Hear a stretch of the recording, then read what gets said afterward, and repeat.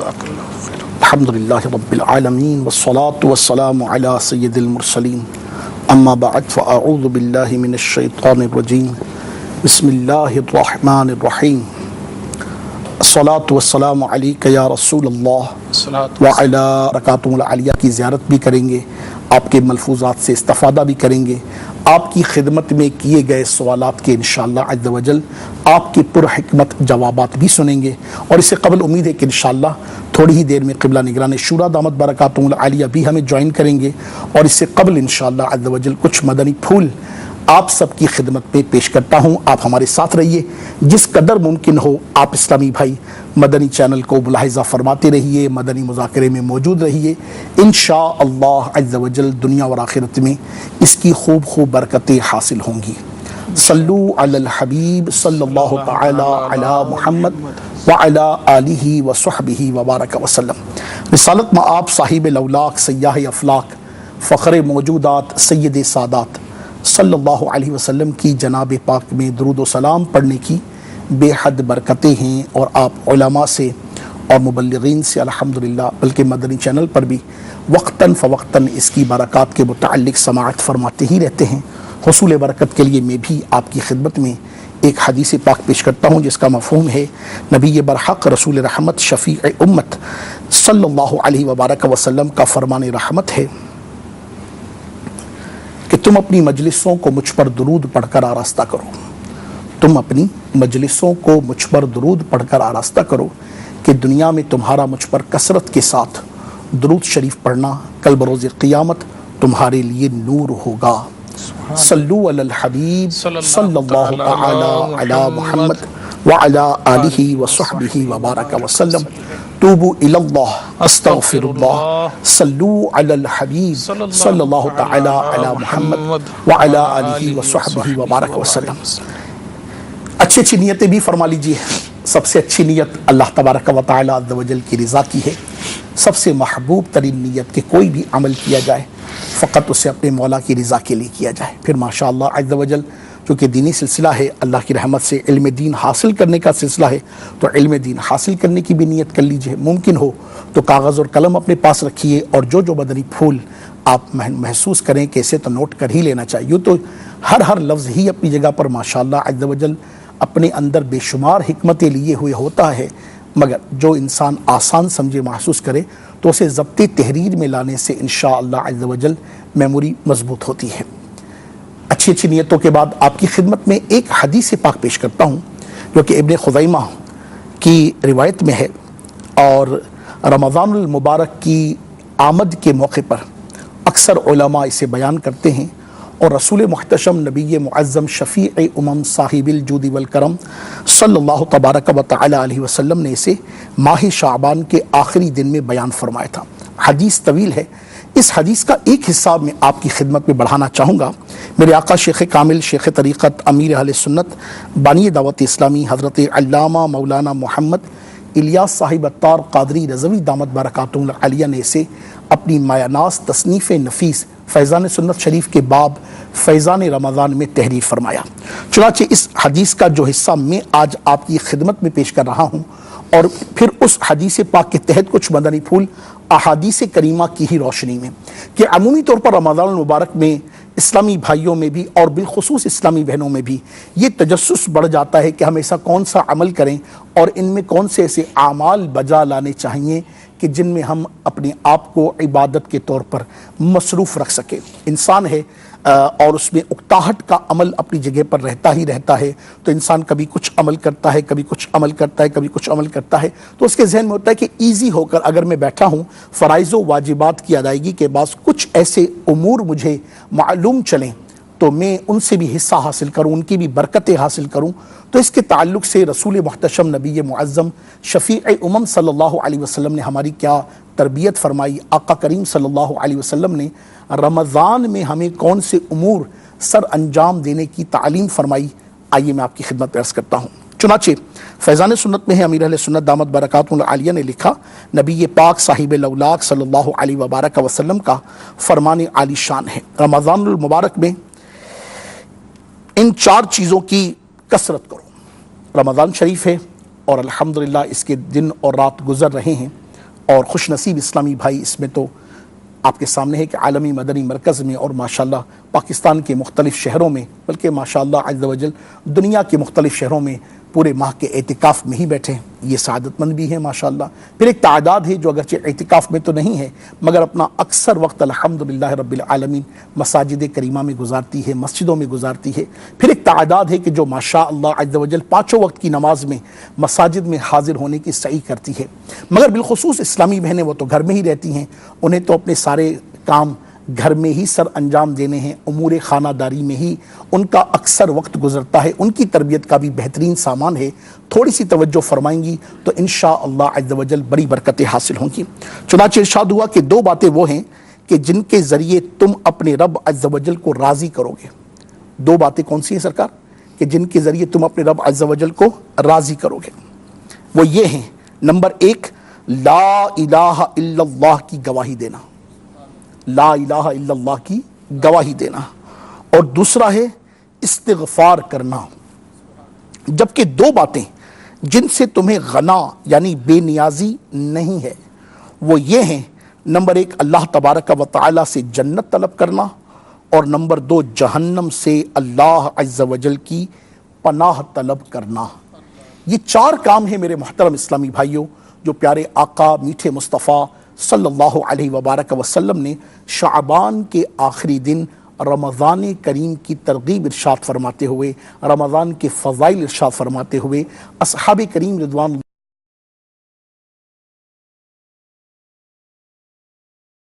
اللہ کی گواہی دینا، نمبر دو استغفار کرنا، نمبر تین یہ کہ اللہ تبارک و تعالی سے جنت طلب کرنا، اور نمبر چار جہنم سے اللہ عز و جل کی پناہ حاصل کرنا۔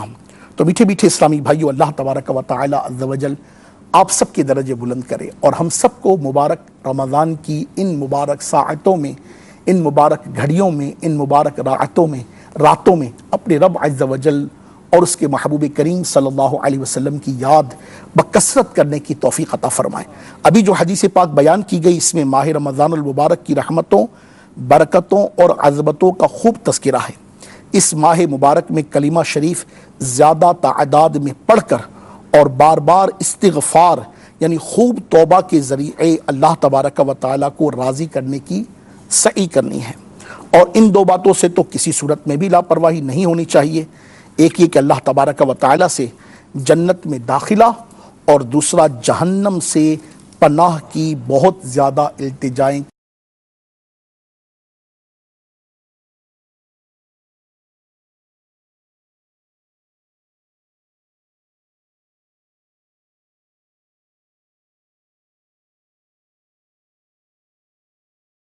مولا سے بلا حساب و کتاب جنت میں داخلے کی التجا کیا کریں اور جہنم سے پناہ مانگا کریں۔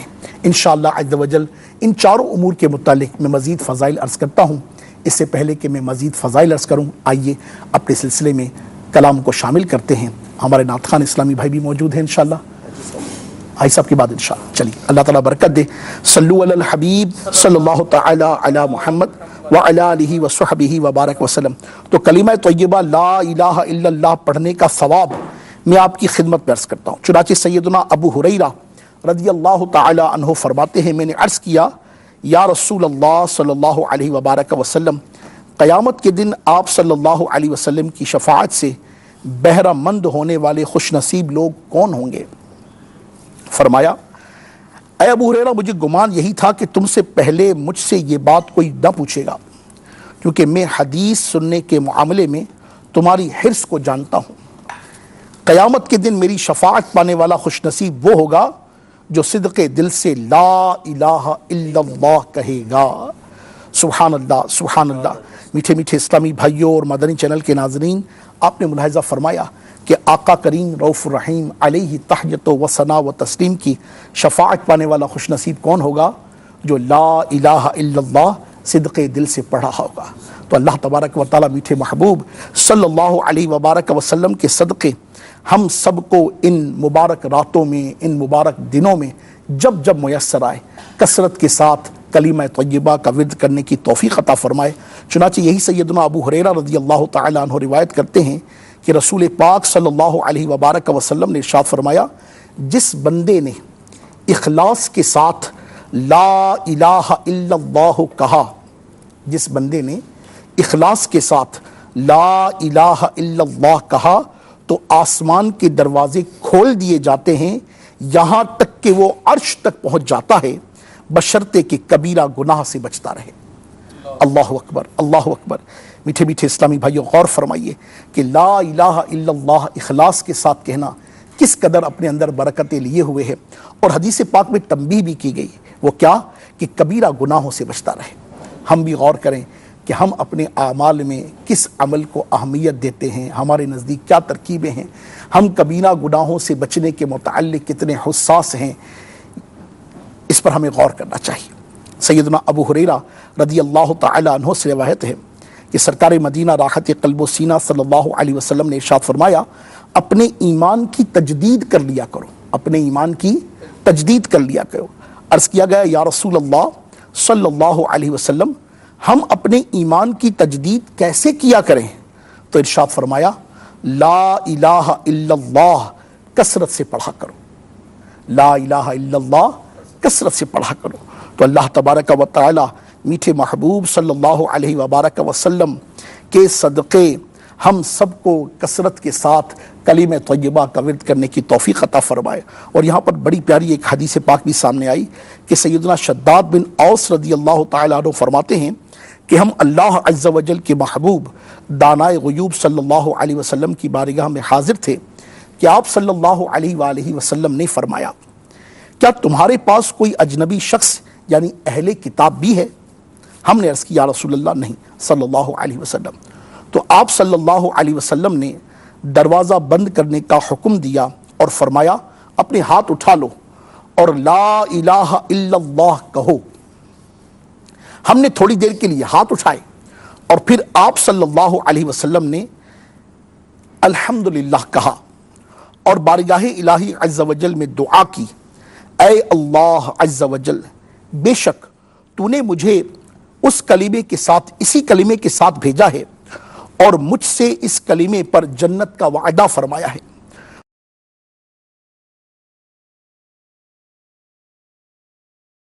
پھر ہم سے فرمایا کہ خوشخبری سن لو کہ اللہ عز و جل نے تمہاری مغفرت فرما دی۔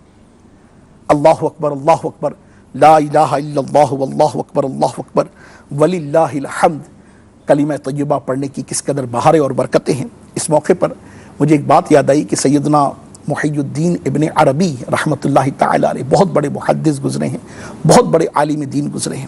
آپ ارشاد فرماتے ہیں کہ میں ایک جگہ پر دعوت پر موجود تھا اور طعام کا سلسلہ تھا، تو وہیں مہمانوں میں ایک نوجوان بھی موجود تھا کہ جس کے متعلق یہ مشہور تھا کہ یہ صاحب کشف ہے۔ صاحب کشف کسے کہتے ہیں؟ اللہ تبارک و تعالی عز و جل کی رحمت سے، رسول خدا صلی اللہ علیہ وسلم کے کرم سے جسے علم خاص عطا کیا گیا ہو، صاحب کشف۔ فرمانے لگے کہ وہ بھی موجود تھا اور ایک دم وہ رونے لگا، بہت زیادہ رونے لگا۔ تو کسی نے اس سے پوچھا کیوں روتے ہو؟ اس نے کہا کہ میں نے ابھی کشف کے ذریعے اپنی ماں کو دیکھا کہ وہ جہنم میں، عذاب میں، تکلیف میں، آزمائش میں ہے۔ سیدنا محی الدین ابن عربی رحمۃ اللہ تعالی علیہ فرماتے چونکہ میں بھی اس دسترخوان پر موجود تھا اور میرے پاس 70,000 مرتبہ لا الہ الا اللہ شریف یعنی کلمہ طیبہ جو میرے پاس موجود تھے، وہ میں نے دل ہی دل میں اس نوجوان کی امی جان کو ایصال ثواب کر دیا۔ ایصال ثواب کرنا تھا، تھوڑی ہی دیر میں وہ نوجوان مسکرانے لگا۔ پھر کسی نے پوچھا کیا ہوا؟ اس نے کہا الحمدللہ کسی نے خیرخواہی کی اور اللہ تعالیٰ کی رحمت سے اب میری ماں جنت میں ہے، اس عذاب کو اس سے دور کر دیا گیا ہے۔ میرے میٹھے میٹھے اسلامی بھائیوں، یہ لا الہ الا اللہ پڑھنا اپنے لیے مغفرت کا سامان، اپنے لیے بخشش کا سامان، اپنے لیے نعمت کا سامان، اپنے لیے بشارت کا سامان، اپنے مولا کی رضا کا سبب، اور پھر انشاءاللہ عز و جل کثرت کے ساتھ اگر کلمہ طیبہ پڑھیں اور انشاءاللہ عز و جل اپنے مردوں کو ایصال ثواب کریں تو اللہ تبارک و تعالی عز و جل کی رحمت سے امید ہے کہ اس ایصال ثواب کی برکت سے مولا ان سے بھی غموں کو دور فرمائے، ان سے بھی آزمائشوں کو دور فرمائے، ان سے بھی پریشانیوں کو دور فرمائے، ان سے بھی برزخ کے معاملات میں آسانی ہو جائے۔ تو کیوں نہ ہم اپنی زبان پر فضول گفتگو کو جاری رکھیں. رمضان کی ان مبارک راتوں میں بھی خواہ مخواہ اپنے آپ کو فضولیات میں مبتلا کر کے، غیبتوں میں، چغلیوں میں، بہتانوں میں، اور جناب والا ہوٹلوں پہ بیٹھ کر، جناب والا چوکوں کو آباد کر کے، پان کی کیبنوں کو آباد کر کے، اسی طرح کے پوائنٹس کو آباد کر کے خواہ مخواہ کی فضولیات اڑانے کی بجائے چائے کے کپ چل رہے ہوں، اور جناب گٹکے کھائے جا رہے ہوں، اور سگریٹیں پی جا رہی ہوں، اور بانچھیں کھلا کھلا کر ہنسا جا رہا ہو، اس کی بجائے اگر واقعی ہم ان مبارک راتوں کی قدر کر لیں اور اس میں اپنے مولا جل مجدہ کو راضی کرنے کے لیے ایسا اہتمام کر لیں، ایک اللہ توفیق دے تو ایسا ماحول اختیار کریں کہ جس میں نیکی کرنا ہمارے لیے آسان ہو. اگر نہیں آیا جاتا تو جہاں بھی آپ موجود ہیں، اگر ہم اپنے وقت کو واقعی کیسی مثل پڑھے یا اس سے زیادہ پڑھے.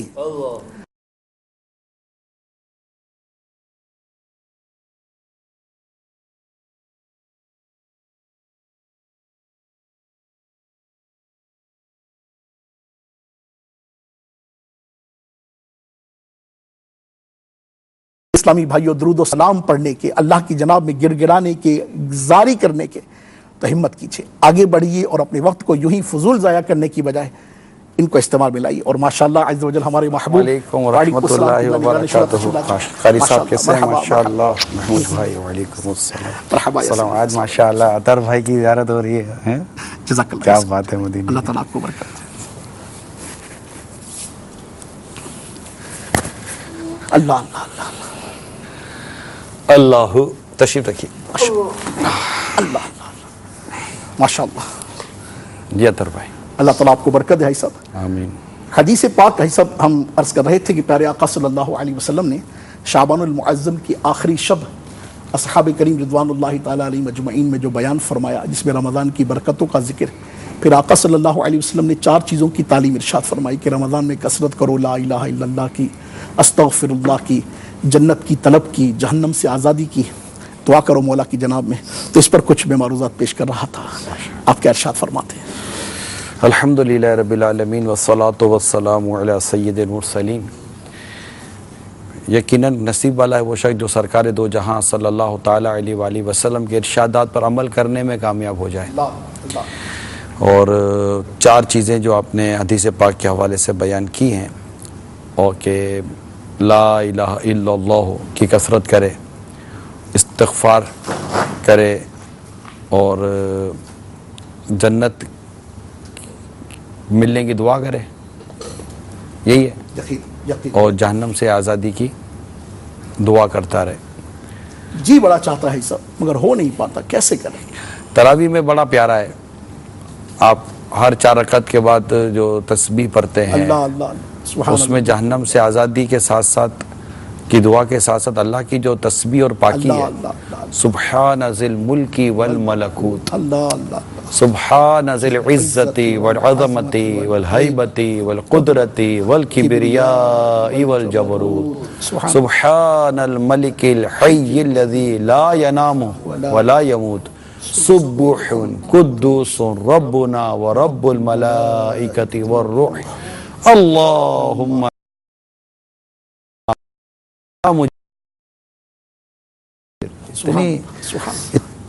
پر لطف ہے یہ دعا. یعنی میں ذاتی طور پر اپنی بات عرض کروں کہ 4 رکعت کے بعد یہ دعا پڑھنے کا ایک اپنا لطف ہے کہ اللہ تعالیٰ کی جس طرح تعریف و تسبیح اور اس کی پاکی اس دعا میں بیان کی جا رہی ہے، اور اس کے بعد پھر بندہ اللہ تعالیٰ سے دعا کرتا ہے کہ اللہم اجرنا من النار، اللہم اجرنی من النار، اللہم اجرنا من، اللہم اجرنی، یا اللہ مجھے، یا متکلم کس کو کہتے ہیں، یا اللہ مجھے جہنم کی آگ سے آزادی عطا فرما. اللہم اجرنی من النار، اللہم اجرنا من النار، یا اللہ ہمیں جہنم کی آگ سے نجات عطا فرما. تو ہے تو یہ بڑی برکتوں والی دعا، پھر برکتوں والی گھڑیاں ہیں. آپ نے درست کہا اطہر بھائی کہ آج ہم بھی چاہتے ہیں مگر ہم سے ہو نہیں پاتا. اصل میں ہماری جو وہ ہے نا کہ بعضوں کو عبادت کی عادت ہو جاتی ہے، اب بعضوں کو غفلت کی عادت ہو جاتی ہے. اب جس سے عادت عبادت کی پڑ گئی اس کے پاس غفلت نہیں آتی، اور جس کو عادت غفلت کی پڑی ہوئی ہے وہ عبادت کی طرف نہیں آ پاتا.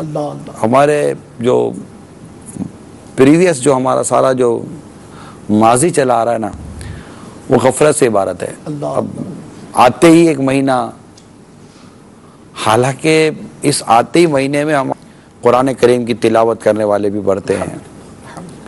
اچھا، یقیناً روزہ رکھنے والے لاکھوں لاکھ کی تعداد میں، یعنی وہ اللہ کے بندے روئے زمین پر ہیں جو اس رب کے لیے کھانا پینا اس سخت گرمی میں بھی ترک کر رہے ہیں کہ اللہ نے فرض کیا ہے.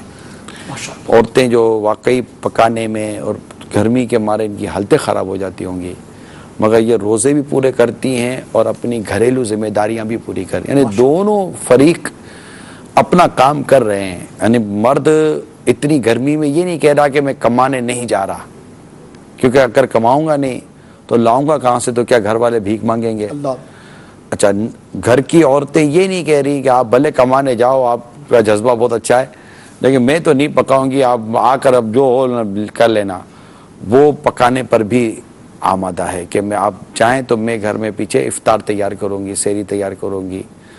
تو دونوں روزے بھی رکھ رہے ہیں، دونوں گرمی بھی برداشت کر رہے ہیں اور دونوں اپنی اپنی ذمہ داریاں پوری بھی کر رہے ہیں.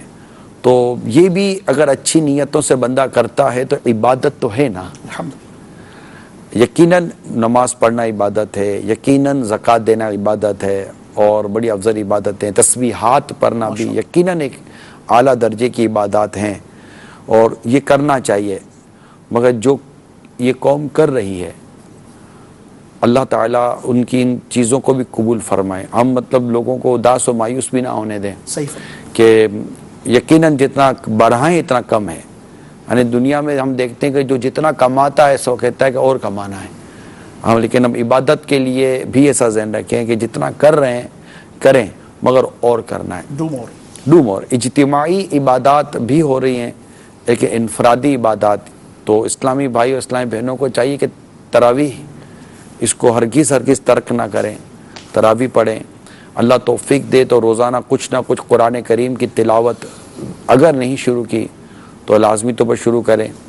اور مدنی چینل کے ذریعے آپ علم دین بھی سیکھ سکتے ہیں، عبادت کا ثواب بھی کما سکتے ہیں.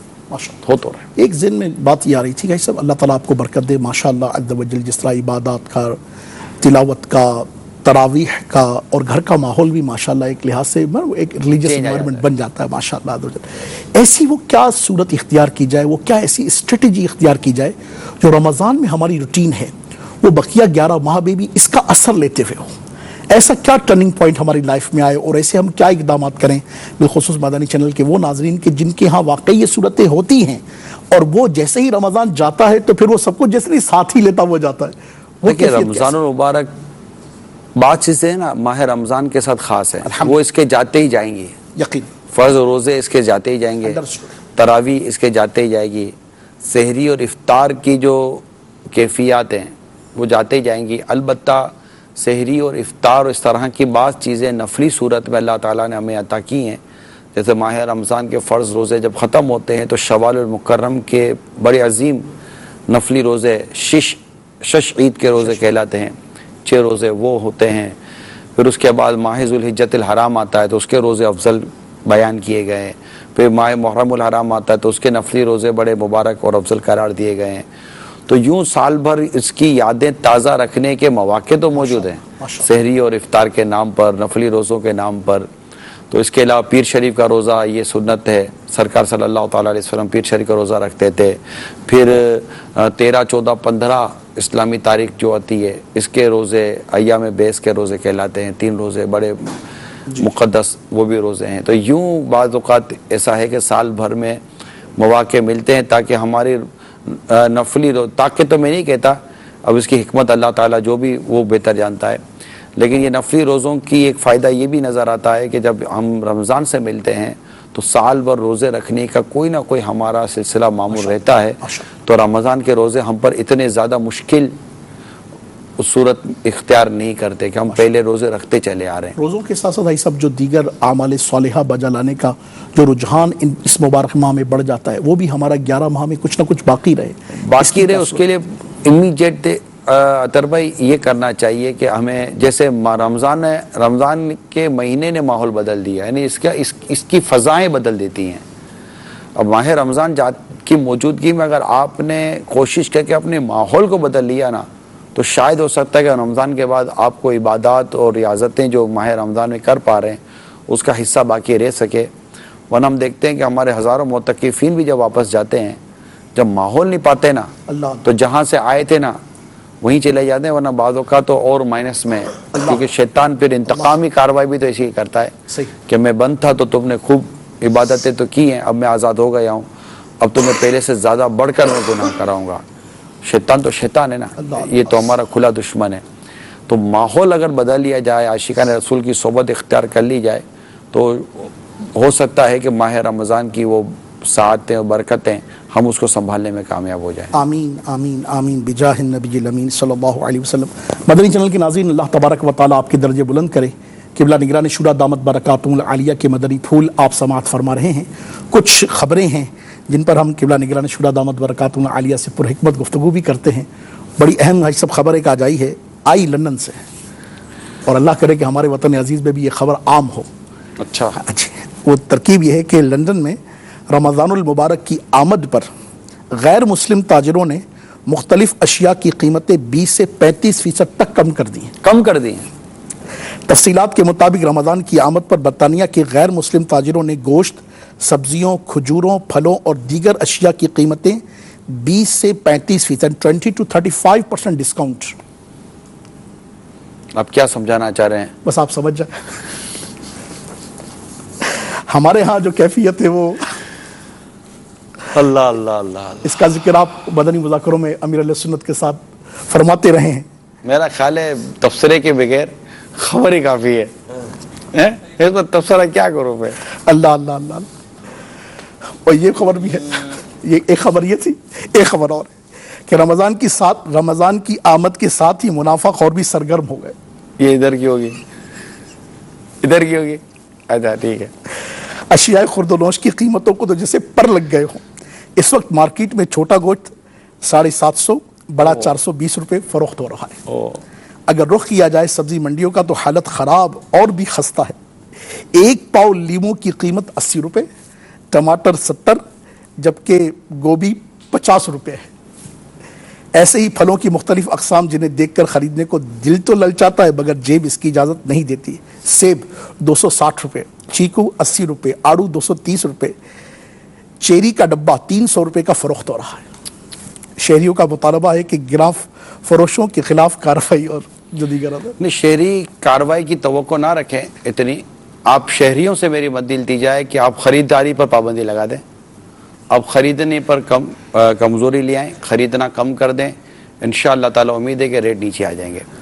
ویسے بھی اگر آپ پرچیزنگ کم کر دیں اور بالکل ایک چیز ہو جائے گا بھائی مہنگی چیزیں نہیں لینی, تھوڑی آپ کو برداشت کرنا پڑے گا.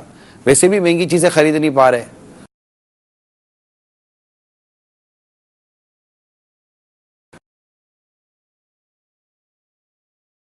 مہنگائی ہے, اس کو قابو پایا جا سکتا ہے. اس کو قابو پانے کے لیے ہم ہی کو مطلب کارروائی کیا ہوگی یار؟ بس یہی کارروائی کرے. ایکچولی ہر کوئی انڈیویجولی یہی کارروائی کرے نا جو آپ نے ارشاد فرمایا. بڑا پیارا ایک برکمت مدنی پھول ہے, جو لینا ایک بار ٹھہر جاوے. انا نہیں لینا تو آٹومیٹیکلی ریٹ نیچے آ جائے گا. بچت بھی ہوگی تھوڑا سا. اللہ تعالی رحمت کرے. صلو علی الحبیب صلی اللہ تعالی. جی محمود بھائی کیا سنائیں گے آج؟ سنائیں.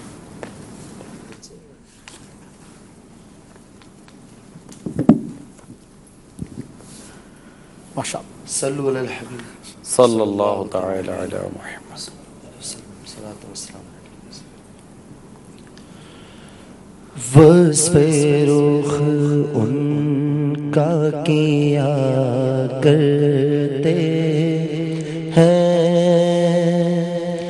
شرح و شمس و ضحا کرتے ہیں, ان کی ہم مدح و ثنا کرتے ہیں, جن کو محمود کہا کرتے ہیں. تو ہے خورشید رسالت پیارے,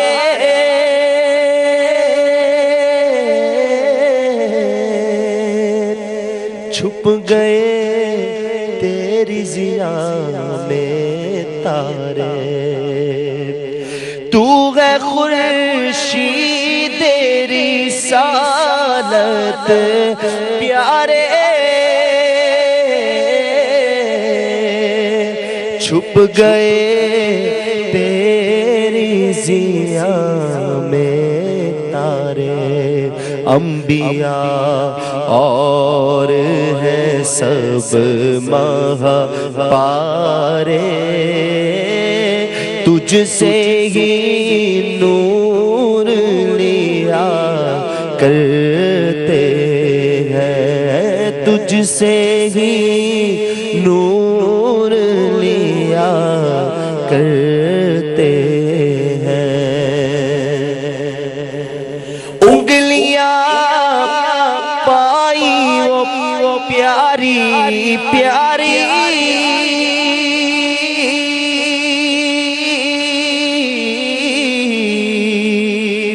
جن سے دریائے کرم ہے جاری، انگلیاں مائی وہ پیاری پیاری،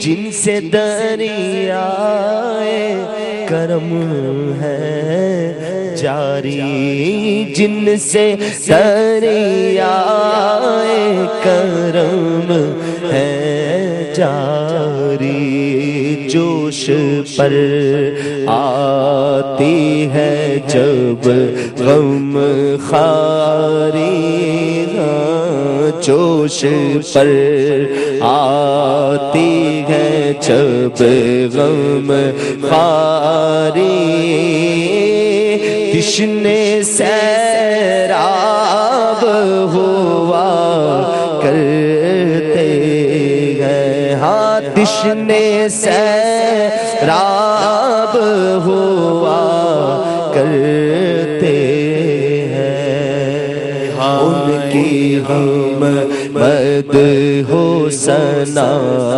کرتے ہیں، جن کو محمود کہا کرتے ہیں، اپنے مولا کی ہے بس شان عظیم،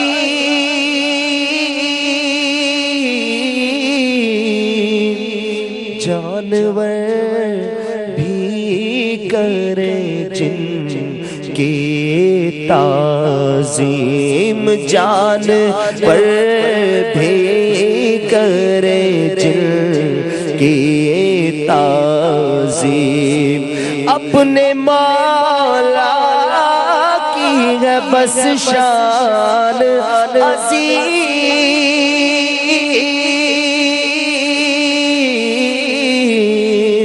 جانور بھی کرے جن کی تعظیم، سنگ کرتے ہیں ادب سے تسلیم، سنگ کرتے ہیں ادب سے تسلیم، پیڑ سجدے میں گرا کرتے ہیں۔ امام اہل سنت رحمۃ اللہ تعالیٰ علیہ سمجھے مختلف حدیثوں پر جمع کر کے ایک شعر لکھ رہے ہیں کہ آقا صلی اللہ تعالیٰ علیہ وآلہ وسلم کی شان اتنی عظمت والی ہے، اتنی عظمت والی ہے کہ اپنے مولا کی ہے بس شان عظیم، عظمت والی بڑی شان ہے کہ جانور بھی کرے جن کی تعظیم، یعنی جانور بھی سرکار صلی اللہ تعالیٰ علیہ وآلہ وسلم کی تعظیم کیا کرتے تھے، تکریم کیا کرتے تھے، سنگ کرتے ہیں ادب سے تسلیم، یعنی پتھر بھی سلام کرتے تھے۔ سرکار فرماتے ہیں میں اس پتھر کو جانتا ہوں جو مجھے سلام کیا کرتا ہے یا سلام کیا کرتا تھا، اس طرح کی روایت کا مضمون ملتا ہے۔ اور پھر فرماتے ہیں اور یہ کہ پیر سدے میں گرا کرتے، یعنی یہ جو شجر ہے نا یہ سدے کیا کرتے تھے، اور صحابہ کرام علیہم رضوان دیکھ کر تمنا کرتے تھے آقا ہمیں بھی اجازت دیجیے. تو کہ اللہ تعالیٰ ہی کو سجدہ ہے اور ہم اسی کے بندے ہیں اور ہم اسی کی عبادت کرتے ہیں. تو عظمت رسول اور مقام رسول اور رفعت رسول کون نہیں جانتا. شجر، حجر، پیر، حتیٰ کہ کنکریاں یہ جانتی ہیں کہ یہ رسول پاک صلی اللہ تعالیٰ علیہ وآلہ وسلم کا کیا مقام، کیا مرتبہ، کیا رفعت، کیا بلندی ہے. ہم لوگ کتنے نصیب والے ہیں کہ ہمیں اسی پیارے مصطفیٰ صلی اللہ علیہ وسلم کی امت میں اللہ تعالیٰ نے پیدا فرمایا ہے. ہم جتنا اللہ تعالیٰ کا اس نعمت پر شکر عطا کریں کم ہے کہ اللہ کریم نے ہمیں پیارے آقا صلی اللہ تعالیٰ علیہ وسلم کی امت نے پیدا کیا. اور ہم دعا کریں کہ اللہ تعالیٰ ہمیں ہمارے ایمان پر استقامت دے، نبی پاک کی غلامی پر ہمیں استقامت ملی رہے، اور ہم اسی ایمان کو سلامت لے کر قبر میں جائیں، اور سرکار کی زیارت جب قبر میں ہو، سرکار کی پہچان نصیب ہو، قیامت کو آقا کی شفاعت نصیب ہو، اور بلا حساب ہمیں داخلہ جنت میں داخلہ نصیب ہو جائے. یہ منزلیں ہیں جن کے بارے میں ہمیں ہر ایک کو غور کرنا چاہیے. جو میں نے عرض کیا ہے کہ ایمان کی سلامتی، قبر کی سلامتی، محشر میں سایہ عرش کا سایہ نصیب، اللہ تعالیٰ کے عرش کا سایہ نصیب ہو، محبوب کی شفاعت نصیب ہو، ہمارا حساب کتاب نہ ہو، اور بلا حساب ہمیں جنت میں داخلہ نصیب ہو جائے، اور پل صراط سے عافیت کے ساتھ گزر جائیں. یہ وہ منزلیں، یہ وہ مقامات ہیں، یہ وہ گھڑیاں ہیں، یہ وہ چیزیں ہیں جو ہمیں پیش آنے والی ہیں اور ہمیں اس سے گزرنا ہے. تو اس کے لیے اپنے رب سے دعا کریں، آقا کی توجہ رہی، آقا کی نظر رہی، انشاءاللہ یہ منزلیں ہماری کامیابی کے ساتھ، اللہ نے چاہا تو آسانی کے ساتھ گزر جائیں گی. اپنے مولا کی ہے بس شان عظیم، جانور بھی کرے جن کے تعظیم، سنگ کرتے ہیں ادب سے تسلیم، پیڑ سجدے میں گرا کرتے ہیں، اور لب پہ آ جاتا ہے جب نام جناب،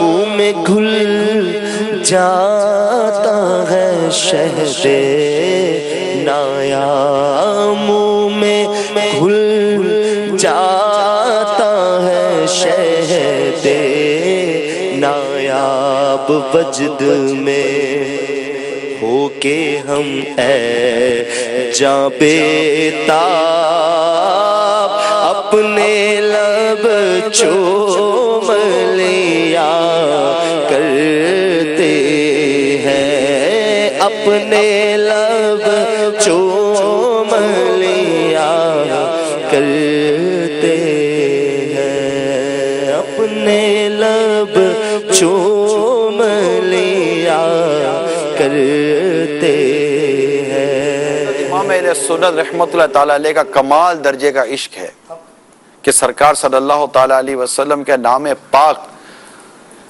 سے آپ کو اتنی محبت، اتنی الفت ہے کہ جب نبی پاک گویا کہ جیسے کہ آپ فرماتے کہ جب میں آقا کا نام لیتا ہوں تو میرے منہ میں وہ شہد کی وہ مٹھاس، وہ نایاب شہد یعنی کہ جس کی کوئی قیمت نہیں ہے، ایسا انمول شہد ہو نا، اس جیسی مٹھاس میرے منہ میں آ جاتی ہے. آقا کا نام اتنا میٹھا ہے شہد سے بھی میٹھا سرکار کا مدینہ ہے نا. نام محمد کتنا میٹھا میٹھا لگتا ہے، نام محمد کتنا میٹھا میٹھا میٹھا لگتا ہے، لب پہ آ جاتا ہے جب نام جناب، منہ میں گھل جاتا ہے شہد نایاب، وجد میں ہو کے ہم اے جان بیتاب اپنے لب چوم لیا کرتے ہیں، اور جب صبا آتی ہے طیبہ سے ادھر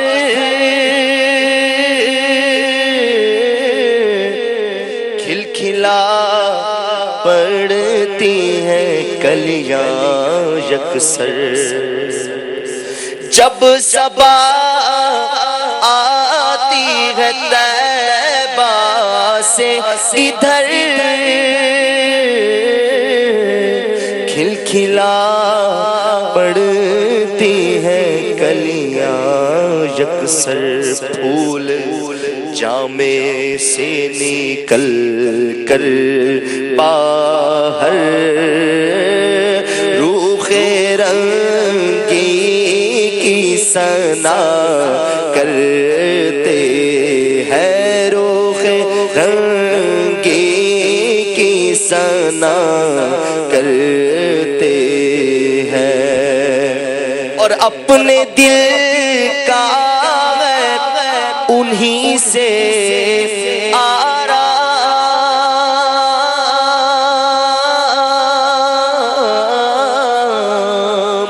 سونپے ہیں اپنے انہی کو سب کام، اپنے دل کا ہے انہی سے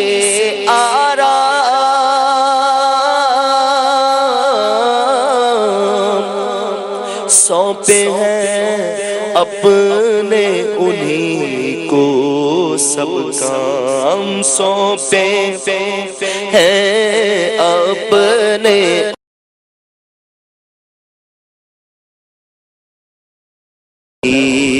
ہے کہ اب اس در کے غلام چارائے کرتے ہیں، چارائے درد رضا کرتے ہیں، ان کی ہم مدح و ثنا کرتے ہیں، جن کو محمود کہا کرتے وصف رخ ان کا کیا کرتے ہیں، شرح و شمس و ضحا کرتے ہیں، ان کی ہم مدح و ثنا کرتے ہیں، جن کو محمود کہا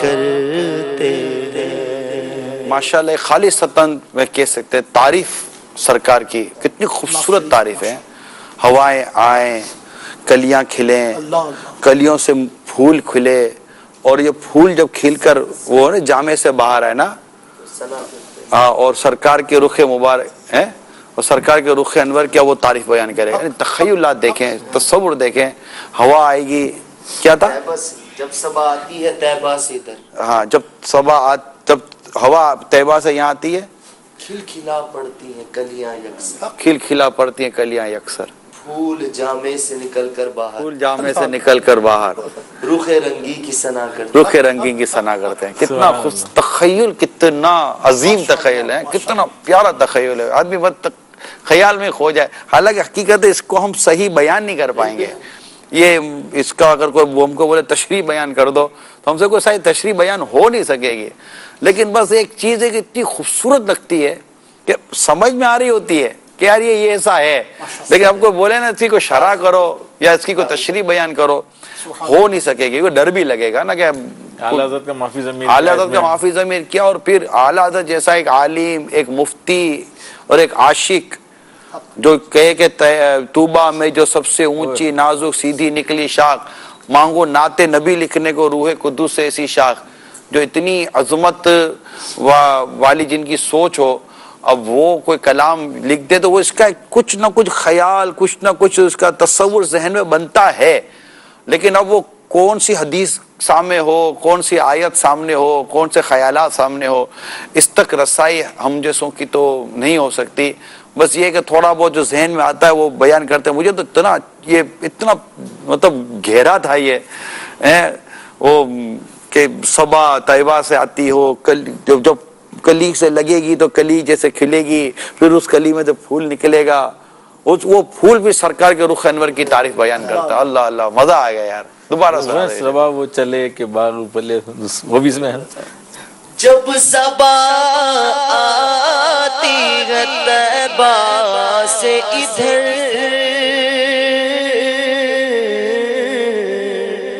کھلکھلا پڑتی ہیں کلیاں یکسر، کھلکھلا پڑتی ہیں کلیاں یکسر، پھول جا میں سے نکل کر باہر، روح رنگی کی ثنا کرتے ہیں، ہاں روح رنگی کی ثنا کرتے ہیں۔ اعلیٰ حضرت کے اشعار حاجی شبیر ایسا لگتا ہے کہ واقعی جیسے کہ کوئی اچھا پڑھنے والا ہو، دھیما پڑھنے والا ہو، اور ہر حرف کو، لفظ کو، شعر کو صحیح جدا جدا، اور اس کے جو معنی ہے نا، معنی اس معنی کے مطابق اتار چڑھاؤ کے ساتھ پڑھنے والا ہو، اور آدمی تسلی کے ساتھ، خاموشی کے ساتھ اگر سنے اور ان کے تصورات میں ڈوبنے کی کوشش کرے تو غالباً اس کے عشق و محبت کو مدینے کے مسجد 12 چاند لگے۔ لیکن میرا ایک ناقص ذہن یہ کہہ رہا ہے کہ اگر جیسے آپ کی طرح کوئی مختصر ہی سمجھانے والے بھی ساتھ ہو نا، جیسے یہ شعر تو بارہا سنا اور بارہا یہ مقطع جو ہے نا پڑھتے گئے اور سنتے گئے، لیکن توجہ اس طرف نہیں ہوتی، تو اس انداز میں جیسے آج آپ نے چاہے چند جملوں میں ہی بتایا، لیکن اس کو اب دوبارہ سننے میں اس کی کیفیت اور میں یہ شعر میں مجھے وہ شعر یاد ہے، مدینے کی ہوا دل میرا افسردہ ہے، اے مدینے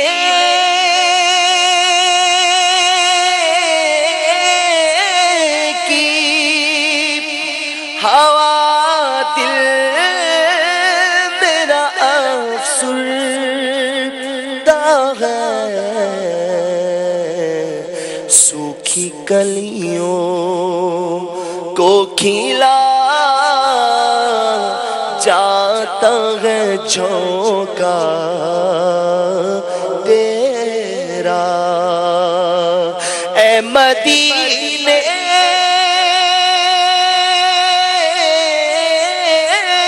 کی ہوا دل میرا افسردہ ہے،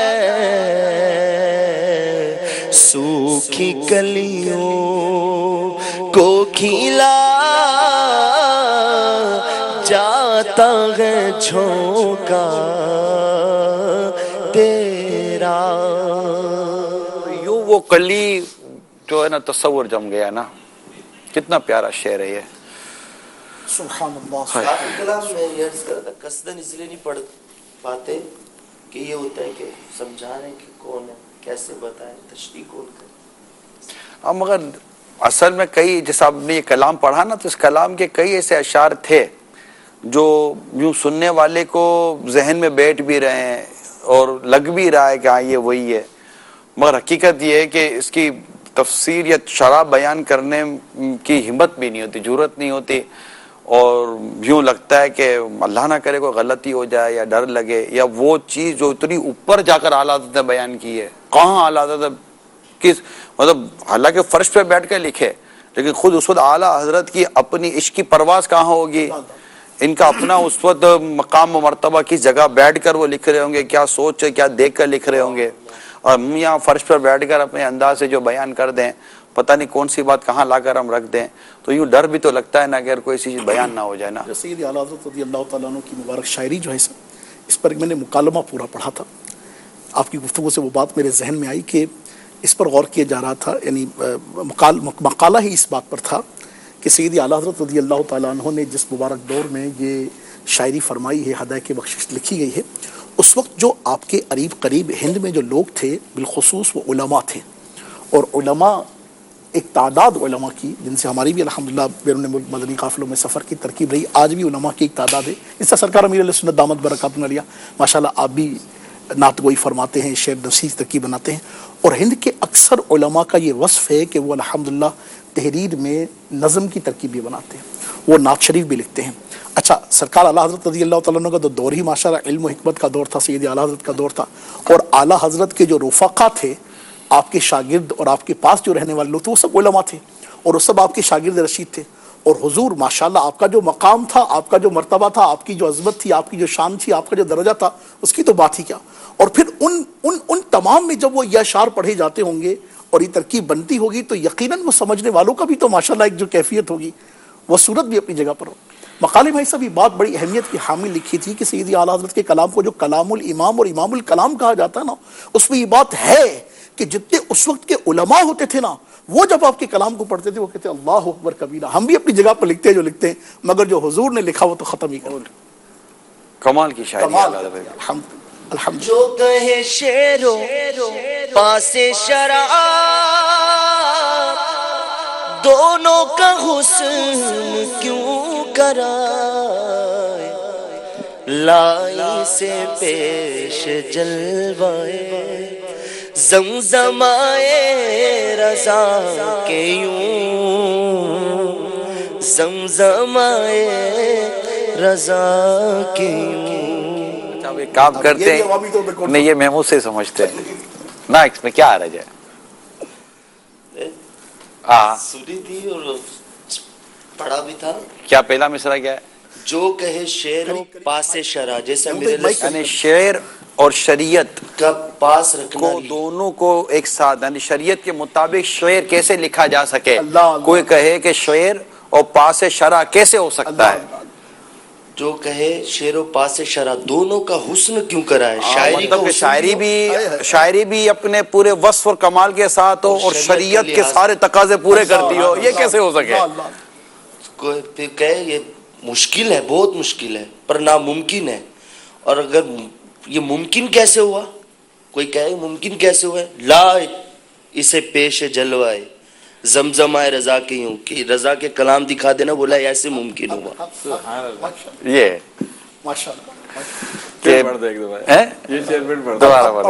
جو کہے شعر و پاس شرع، دونوں کا حسن کیوں کرائے، لائی سے پیش جلوائے زمزمائے رضا کے یوں، زمزمائے رضا کے یوں. تو یہ وہ اعلیٰ حضرت وہ ہے نا کہ وہ نئی ہند میں واصف شاہ ہوتا. یہی کہتی ہے بلبل باغ جنا، یہی کہتی ہے بلبل باغ جنا، کہ رضا کی طرح کوئی صغر بیان نہیں ہند میں واصف شاہ خدا، مجھے شوقی تب رضا کی قسم. کمال ہے. یہ ماشاءاللہ اعلیٰ حضرت رحمت اللہ تعالی علیہ کی جو شاعری ہے، اور اسے اگر ہم اچھے انداز سے سنیں، ماشاءاللہ دعوت اسلامی کی یہ بھی ایک خصوصیت ہے کہ دعوت اسلامی نے اس شعبے کو اپنے بہت اچھے اور عمدہ معیار پر باقی رکھتے ہوئے اس کو اب تک لے کر ہم چل رہے ہیں کہ ماشاءاللہ دعوت اسلامی میں جو نعت خوانی کا، پڑھنے کا، سننے کا جو انداز ہے، یہ الحمدللہ اپنی مثال آپ ہے. اور واقعی پڑھ کر ذوق پیدا ہوتا ہے، شوق پیدا ہوتا ہے، آنکھوں سے آنسو بھی نکل آتے ہیں کہ سب سرکار کے عشق کی بات ہو، سرکار کا ذکر مبارک ہو، اور دل نہ بھرے، غم مدینہ نہ پیدا ہو، تو یہ کیسے ہو سکے؟ اور اعلیٰ حضرت تو بالکل ایک عشق میں ڈوب کر کلام لکھ رہے ہیں نا، اور اعلیٰ حضرت کا کلام ہو اور عشق رسول میں اضافہ نہ ہو، تو یہ ہم کو واقعی امیل سنت نے جو بہت پیاری سوچ دی ہے کہ اگر اعلیٰ حضرت کا کلام نہ بھی سمجھ میں آئے تب بھی سنتے جاؤ اور جھومتے جاؤ۔ ماشاءاللہ، چلے ذکر امیل سنت کا نام زبان پر آیا اور زیارت بھی ہو گئی ماشاءاللہ۔ سبحان اللہ۔ حضرت صاحب تعلیمات امام اہل سنت کو انتہائی آسان انداز سے امیر اہل سنت دامت برکاتہ العالیہ نے نثر میں ہمیں سمجھایا۔ فتاوی رضویہ شریف ہم پڑھتے ہیں تو پڑھتے ہی مطلب محسوس ہوتا ہے کہ وی کانٹ بٹ الحمدللہ امیر اہل سنت کس طرح سے ترکیب ہے۔ اسی طرح میں دیکھتا ہوں کہ جو امیر سرکار امام اہل سنت رضی اللہ تعالیٰ عنہ کی جو مبارک شاعری ہے، امیر اہل سنت دامت برکاتہ العالیہ کی جو وسائل بخشش ہے نا، ایسا لگتا ہے جیسے اس کا خلاصہ ہو، بہت آسان انداز سے آج کے دور کے لحاظ سے اور آج کی عام معاشرے کے اعتبار سے جو ماشاءاللہ حضور امیر علیہ سنت کی شاعری ہے، اللہ اللہ اللہ، یہ بہت پیارا انداز امیر سنت اعلیٰ حضرت رحمۃ اللہ تعالیٰ علیہ کی شاعری کو بھی سمجھنے میں بھی ہمیں کافی مدد دی ہے، بہت مدد دی ہے کہ یہ شاعری کو کس طرح سمجھنا چاہیے۔ اور ہمارے نعت خوانوں کو بھی کافی امیر سنت نے مدنی مشورے جب آپ کے ساتھ ہوتے ہیں، حاجی شبیر تو ہمارے مسجد کے نگران ہیں نعت خوانوں کی، تو جو مدنی مشورے ہوتے ہیں اس میں بھی امیر سنت نے ہمارے نعت خوانوں کی بڑی تربیت فرمائی ہے، شروع سے وہ ایک فیلڈ رہی ہے۔ حاجی شبیر تو بہت پہلے سے نعت خوانوں کی صحبت بھی بہت رہی ماشاءاللہ۔ تو خود ہی ایک ذوق رہا ہے نا امیر سنت کا، ایک طبیعت رہی ہے نعت پڑھنے کی، نعت سننے کی، نعت لکھنے کی، تو وہ ایک طبیعت جو ہے نا وہ الحمدللہ وہ پوری مدنی ماحول میں وہ آئی ہے ماشاءاللہ۔ مدنی منع اور مدنی منیوں کی زیارت الحمدللہ امیر سنت کے یہ شفقت و محبت کے انداز ہے۔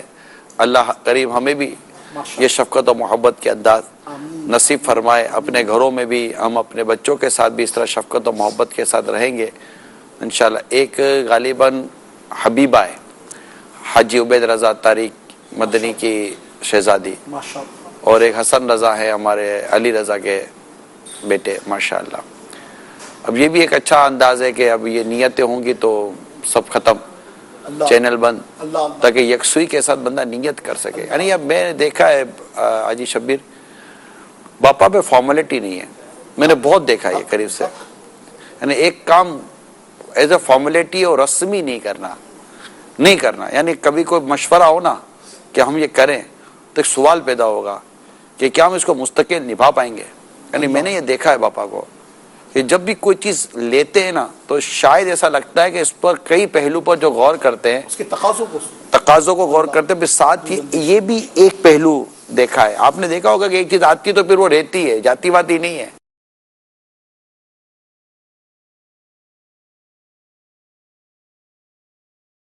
کوئی مشورہ ہو رہا تھا تو اس پر بھی یہی امیر سنت نے فرمایا کہ کیا اس کو مستقل چلایا جا سکے گا، اس کو مستقل نبھایا جا سکے گا، تو یہ چیزیں بہت امپورٹنٹ ہوتی ہیں۔ ایک لیڈرشپ سکلز ہوتی ہیں، لیڈرشپ کوالٹی میں ہوتا ہے کہ ایک چیز اپنی آرگنائزیشن میں یا ایک چیز اپنے سسٹم میں یا ایک چیز اپنے انداز میں لینی ہے تو کیا اس کو نبھا سکیں گے کہ نہیں نبھا سکیں گے۔ آج کرو پھر کل چھوڑ دو، پھر کرو پھر چھوڑ دو۔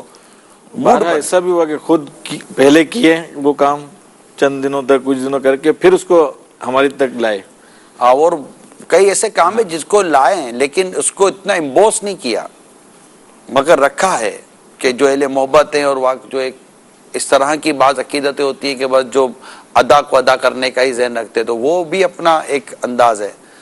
تو تحریک چونکہ اتنی بڑی ہے اور لاکھوں کروڑوں عاشقان رسول سے وابستہ ہیں، اسلامی بھائی اسلامی بہنیں وابستہ ہیں، بعض لوگ مجھے ملے ہیں اور کہتے ہیں تھوڑا عوامی انداز لاؤ نا، مجھے کہا ہے لوگوں نے عوامی انداز نہ، میں کہا عوامی انداز تو کیا ہمارے پاس کون سے جنات آتے ہیں؟ عوامی تو آئی ہے، عوامی انداز اللہ اکبر نہیں ہمارے پاس آئے کون ہے؟ آپ عوامی انداز لائیے، آپ تھوڑا سا آسان کر کے لائیے۔ تو بھائی یہ جو اتنی ساری جو یہ فیضان مدینہ میں یہ جو قوم دیکھ رہے ہیں، ذرا دکھائیے فیضان مدینہ، ذرا تھوڑا بڑے کیمرے پہ لیں، بڑے کیمرے پہ لیں، تھوڑا اور بڑے کیمرے پہ لیں، کوئی دوسرے کیمرے پہ سوئچ کر لیں بھیا، اللہ آپ کو ہمت دے۔ ہاں اب آپ یہ بتائیے مدنی چینل اپنے فیضان مدینہ میں جو موجود ہے، دیکھیں یہ میں بالکل برجستہ سوال کر رہا ہوں ڈائریکٹ، ان کو بھی نہیں پتا نہ ناظرین کو پتا ہے، ناظرین کو پتا ہے، بھائی کون کون اس بار اعتکاف پہ پہلی بار آیا ہے وہ ہاتھ اٹھائے، یہ ذرا آپ دکھائیے کیمرہ مین صاحب. اب یہ عوام ہے, یہ عوام ہی تو ہے جو آج پہلی بار اٹھا کر رکھے. ذرا مدنی چینل کے ناظرین, میں ایک ذہن میں آتا ہے کئی دفعہ ایسے ملتے ہیں لوگ کہ یار کچھ عوامی, تو دعوت اسلامی عوامی نہ ہوتی تو یہ عوام کہاں سے آتی؟ اللہ اللہ اللہ. یہ عوامی ہے. ہم نے جس طرح عوام کو سمجھا ہے نا وہ عوام نہیں ہے. عوام نے اس چیز کو قبول کیا ہے تو آج فیضان مدینہ کے اندر گھنٹے کے لیے نہیں آئی ہے بھائی, کون پورے ماہ کے لیے آیا ہے؟ ہاں, یہ ایک دن کے لیے 2-4-10 گھنٹوں کے لیے نہیں آئے, یہ پورے ماہ کے لیے آئے. اور جب پورے ماہ کے لیے آئے اور پورے ماہ کے لیے ایسے آئے کہ یہاں عبادت کرنے کے لیے آئے. یہاں کوئی معاذ اللہ سما معاذ اللہ کوئی تفریح نہیں ہے, یہاں کوئی موسیقی یا میوزک ایسا کچھ نہیں بج رہا, یہاں کوئی مطلب کہ کوئی گناہوں بھرا سلسلہ نہیں ہے. مسجد ہے, اعتکاف ہے, قرآن ہے, تلاوت ہے, عبادت ہے, تراویح ہے, علم دین ہے, بیٹھنا ہے, ایک تھکن ایک مشقت ہے اور ایک ثواب کی طرف بندے کو بھرنا ہے. اس نام پر پورے ماہ کے لیے عوام ہی تو جمع کی جا رہی ہے. سبحان اللہ, یہ عوام ہی ہے. اسی طرح ایک دفعہ کیا ہوا, کچھ انڈسٹریل اور پروفیشنل کوالیفائیڈ قسم کے نوجوانوں میں آ گیا نا, اور وہ کسی سلسلے میں تھے اور اچھا ماحول تھا, بیٹھے رہے 2-3 گھنٹے ہم نے ساتھ گزارے. بہت محبت اور پیار کا انہوں نے انداز اختیار کیا اور ان کو کافی دعوت اسلامی سے محبت لگا, وہ پیار میں نے دیکھا. اور تو انہوں نے بھی اسی طرح کا ایک جملہ کیا کہ کوئی ایسا انداز لیں کہ پڑھے لکھے اور اس طرح لوگ قریب آئیں. اب 15-20 منٹ انہوں نے کچھ کلام کیا تو میں سنتا رہا ان کی بات. میں نے کہا اب میری اجازت تو میں کچھ عرض کروں. کہا جی. تو میں نے ایک کی کوالیفیکیشن اور ان کا جو پروفیشن ہے وہ میں نے معلوم کیا. تو یہ وہی لوگ تھے جن کے بارے میں یہ تذکرہ کر رہے تھے. میں نے کہا یار آپ کیسے ہمارے قریب آ گئے ہو؟ اب یہ بیچارے میرا منہ دیکھیں کہ آپ جس طبقے کی آپ بات کر رہے ہو وہ اس طبقے سے آپ کا تعلق ہے. تو جو چیز آپ کو پسند آئی ہے اور جس چیز کو دیکھ کر آپ قریب آئے ہو, یہی چیز الحمدللہ دوسروں کو پسند آتی ہے. بات صرف قریب آنے کی ہے کہ اگر آپ ایک بار قریب آ جائیں تو آپ کو پتہ چلے گا کہ اصل دین اور اسلام اور سنتوں پر عمل کرنے کا جو لطف اور جو سرور ہے اور جو اس کی روح ہے وہ کیا ہے, وہ الحمدللہ دعوت اسلامی دکھاتی ہے. تو ہم یہ ٹوٹلی عوام ہی ہیں, چاہے پروفیشنل ہو, پڑھے لکھے کہلاتے ہوں یا عام اسلامی بھائی کہلاتے ہوں, بازار میں ہو, مارکیٹ میں ہو, ریٹیلر ہوں, ہول سیلر ہوں, انڈسٹریل ہوں, یا کسی کالج یونیورسٹی کے اندر ہو یا کسی اور شعبے میں ہو, اسلام و دین کی اثر روح جب کسی کے سامنے آتی ہے تو اس کو پسند آتی ہے. صرف قریب آنے کی دیر ہے اور شیطانی وسوسوں سے نکل کر ایک مرتبہ دعوت اسلامی کے قریب آئیں, انشاءاللہ آپ کو روحانی سکون نصیب ہوگا. وہ جو روحانیت چاہیے نا وہ انشاءاللہ آپ کو دعوت اسلامی کے انشاءاللہ مدنی ماحول میں ملے گی. کلام سنتے ہیں. کہ خیت خدا تجھ کو رکھے, مدینے کے خیت خدا تجھ کو رکھے, غریب و فقیروں کے ٹھہرانے والے, غریب و فقیروں کے ٹھہرانے والے. برستا نہیں دیکھ کر ابر رحمت, برستا نہیں, ہاں برستا نہیں دیکھ کر ابر رحمت, بدنوں پر بھی برسا دے, برسانے بدوں پر بھی برسا دے, برسانے والے. میں مجرم ہوں آقا مجھے ساتھ لے لو, میں مجرم ہوں آقا, میں مجرم ہوں آقا, میں مجرم ہوں آقا, مجھے ساتھ لے لو کہ راستے میں جانے والے, کے راستے میں جانے والے میرا دل بھی چمکا دے چمکانے والے رہے گا یوں ہی ان کا چرچا رہے گا یوں ہی ہاں رہے گا یوں ہی ان کا چرچا رہے گا پڑے خاک ہو جائیں جج جانے والے پڑے خاک ہو جائیں جج جانے والے اللہ تعالی علی محمد۔ مدنی چینل کے ناظرین اور حاضرین، الحمدللہ ہم ہمارے معتکفین اسلامی بھائیوں کے پیارے پیارے خوبصورت اور بعض بڑے پرمغز اور سبق آموز تاثرات و جذبات سنتے ہیں۔ آئیے دیکھتے ہیں آج ہمارے معتکفین کیا کہتے ہیں۔ رمضان مرحبا رمضان مرحبا رمضان مرحبا رمضان مرحبا رمضان مرحبا رمضان مرحبا۔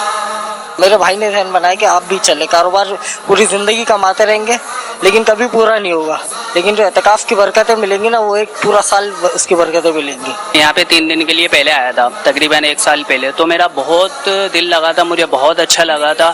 میں یہ چاہ رہا تھا کہ کتنی جلدی رمضان ہے اور میں جاؤں۔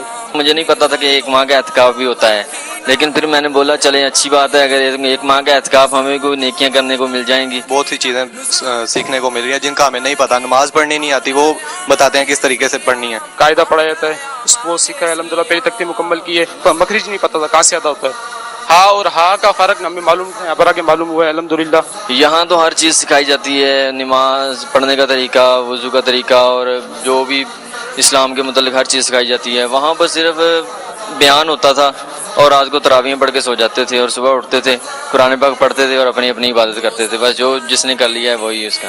بہت سی ایسی چیزیں جو پہلے نہیں معلوم تھے ابھی آ کے معلوم ہوئی ہیں، زکوٰۃ کے مسائل یا نماز کے احکام، فرض علوم کے متعلق، روزہ کے متعلق، تربیت کے متعلق، قرآن پاک سیکھنے کو، اچھی طرح پڑھنے کو، قرآن پاک کو کس طرح پڑھا جاتا ہے، کیسے ان کے مخارج ادا کیے جاتے ہیں، یہ پتہ چلا ہے۔ پہلے میں نے قرآن پاک پڑھا ہوا لیکن مخارج سے نہیں پڑھا تھا۔ دعوت اسلامی کا یہاں پہ مدنی ماحول دیکھ کے میری یہ ترغیب بنی ہے کہ میں اپنے ایف ایس سی کے ساتھ ساتھ ہی یہاں پہ بپا جان کے انشاءاللہ اگر قدموں میں جگہ ملی تو میں درس نظامی 8 سالہ کورس کر کے یہاں سے رخصت ہوں گا انشاءاللہ عز و جل۔ ماشاءاللہ نگرانی شروع نے کہا کہ اب کوئی آپ کو بلایا تو آپ کہنا لبیک، آپ کی جگہ پہ اگر کوئی سو گیا ہے تو آپ اس میں مائنڈ نہ کریں، محبت سے سمجھا دیں اس کو، اسلام میں اٹھ جائے گا، اپنی جگہ پہ سو جائیں۔ اگر وہ سو بھی گیا تو کوئی بڑی بات نہیں، جب بھی کوئی بات کرے آپ کہنا ہے، آپ کہو گے تو آپ سنو گے انشاءاللہ۔ ماشاءاللہ بہت اچھا لگا یہ سن کے کہ اگر آپ کو کوئی عزت نہیں بھی دیتا تو آپ کو چاہیے کہ اسے عزت دیا جائے، آپ کر کے بلایا جائے۔ غیبت سے بچنے کی نیت کی ہے۔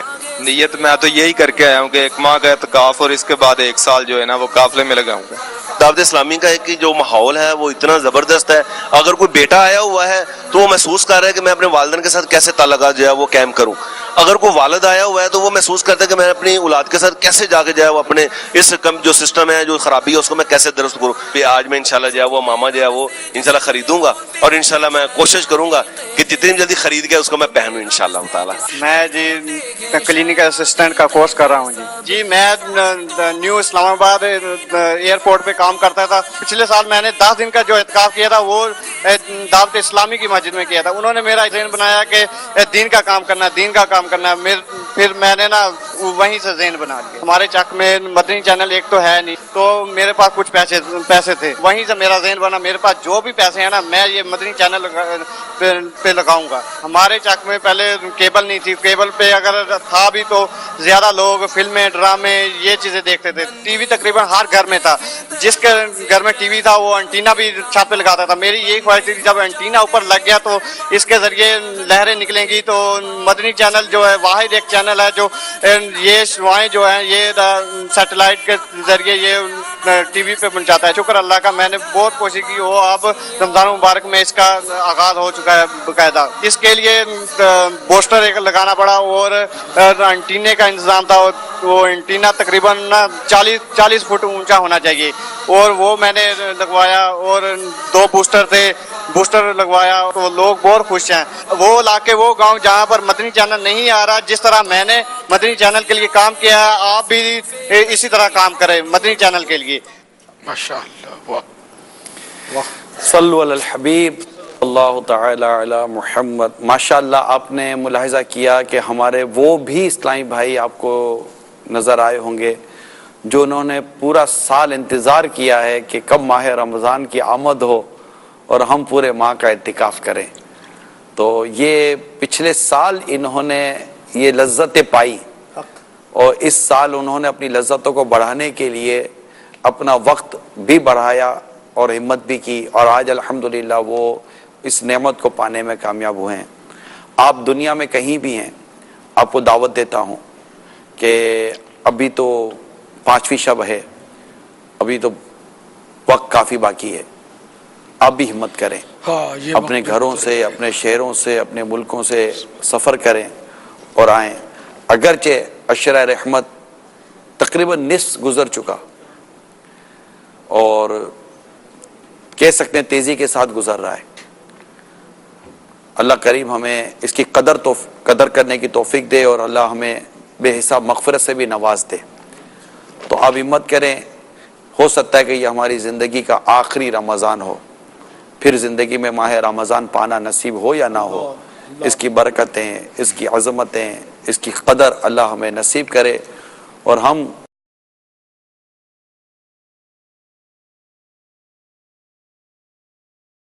کامیاب ہو جائیں. کہ اگر یہ ماہ رمضان کی برکتیں ہم پانے میں کامیاب نہ ہو سکیں اور یہ رمضان یوں ہی گزر گیا تو یقیناً یہ ہمارے لیے محرومی ہوگی. ہمت کریں اور آگے آئیں. اللہ ہم سب کا دل عبادت میں لگا دے. عشرہ رحمت کا اللہ تعالی ہمیں برکت نصیب فرمائے. ہے عشرہ رحمت کا تو بھر دے عشرہ رحمت کا ستا بھر دے, تو بھر دے عشرہ رحمت کا ستا بھر دے.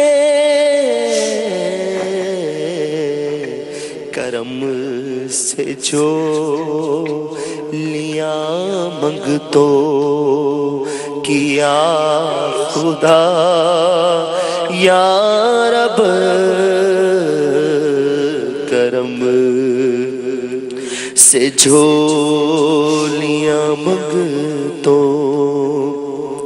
کیا خدا یا رب. کرم سے جو لیا منگتو کیا خدا یا رب. نہیں ہے نام بدکار میں کوئی نیکی, اللہ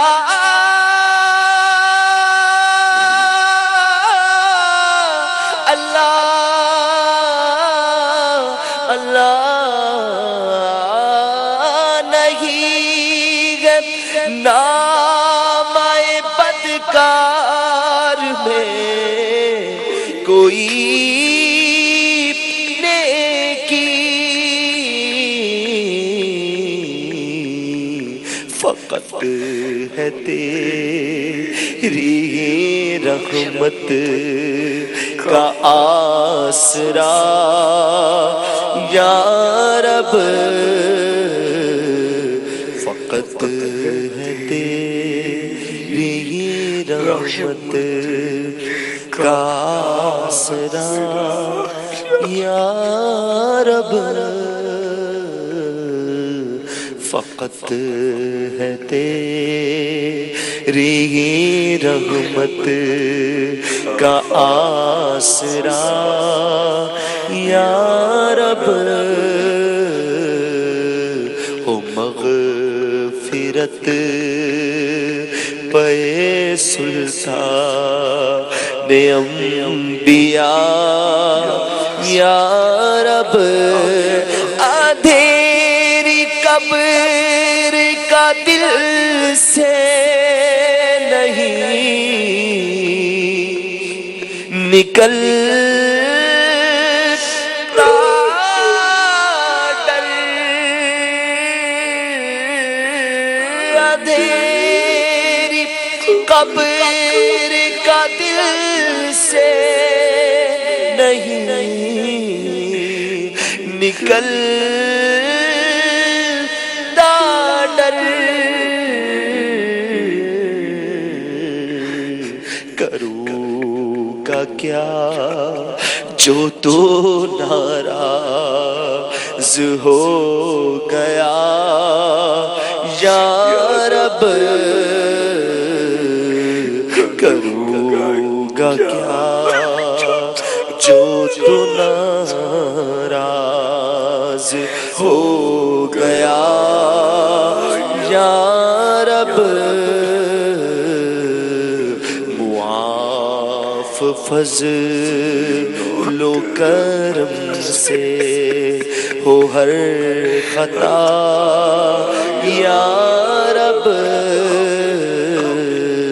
ہو مغفرت اے سلطان انبیاء یا رب آمین بجاہ النبی صلی اللہ تعالی علیہ وسلم.